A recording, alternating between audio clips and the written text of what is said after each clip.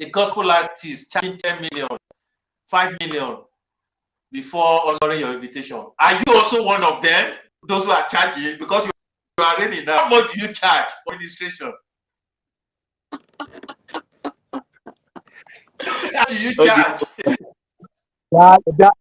That question is very important. Let us know. Exactly, how do you charge?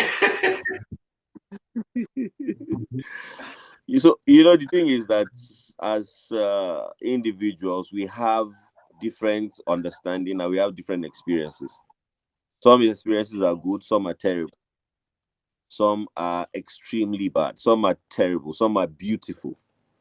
And I've never seen anyone who collects salary and then the salary is able to sustain the person. I believe that when I plant, God will water it, and then I will get the increase. Because when God waters it, there's increase for me. I don't charge, but I make sure that our logistics are put in place, because I can't carry people's children out of their homes and not take care of them, knowing that this is what they do full time. So I usually will at least let the people know that this is what I would have to do for my band, so we can take care of them, and then of course take care of our movements like flights and transportation, hotels, and all of that. So once we're able to cover all of that, I believe that God will make the increase. God can always touch people's hearts. It's not the same everywhere, and all fingers are not equal. Some churches cannot even afford a decent amount of money. So, and we will not reject them because they don't have the money. We are called to everyone. So I can speak for myself. I can't speak for any other person. I don't have a problem with what they are doing, as far as one, they are convinced that, or we are, as far as, everybody has a belief and an understanding. As far as you are convinced that this thing that you are doing is okay, it's fine. I don't have a problem with anybody doing, for anybody who is charging and anybody who is not charging. I don't have a problem with any of them. I just know that as far as you're convinced that what God is saying to you is what you are doing, it's fine. We are all serving one master. At the end of the day, we will return to him and we will give account and record of what we have done.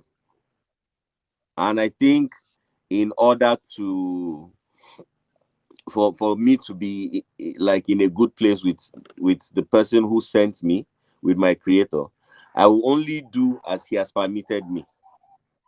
So I don't have a problem with it. You can charge, and sometimes when you look at what some of these people are bringing to the table, it's easy for you to excuse some of them and some of the prices that they put. For instance, there's this thing about, this is the standard of the music we have been hearing from this artist, and you now want to have that same standard of music when the first artist come to minister in your church. The artist will now bring the producer, that is the mix engineer that is mixing his or her voice in the studio, and that one will give like a very big amount of money to come and mix their voice on stage. Then they will bring all the people that played all the instruments. By the time they're coming with like 18, 20 people.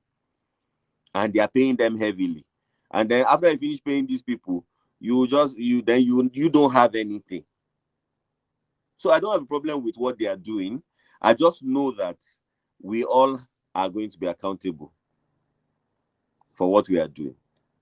That's my take on it. I don't have a problem with anybody personally. I don't have a problem with anybody. If what you're doing works for you, it's fine. Minister Don Sam. Yes, sir. My question is this, as a gospel minister, is it advisable to just stick to that gospel ministry, or is it advisable for a gospel minister to also look for other jobs, so that it will be like it will not totally be as if you're depending fully on your ministration? What's your take on that as a gospel minister? Is it advisable to get other jobs to support your music ministry, or you just stick to that music ministration? Okay, so there are two ways to it. There are two things. One, sometimes God tells you, leave everything you're doing and focus on this thing. And when God gives you an express instruction like that and say, leave your, he tells you like he said to Abraham, leave your father, leave your mother, go to so place. When you get those kind of express instruction, you just follow. And then there are times when, of course, you can have a job and let the job be helping out with paying the bills, because music is not cheap at all. So when you have, grown to a particular place where you have your structure, that you don't have to go anywhere to minister before you get paid, then you can leave, because only on some of this digital media and social media that we have now is enough to sustain someone, a family, if you have it and it's going very well. That's good enough to sustain you. So it depends on what God is saying to you as an individual.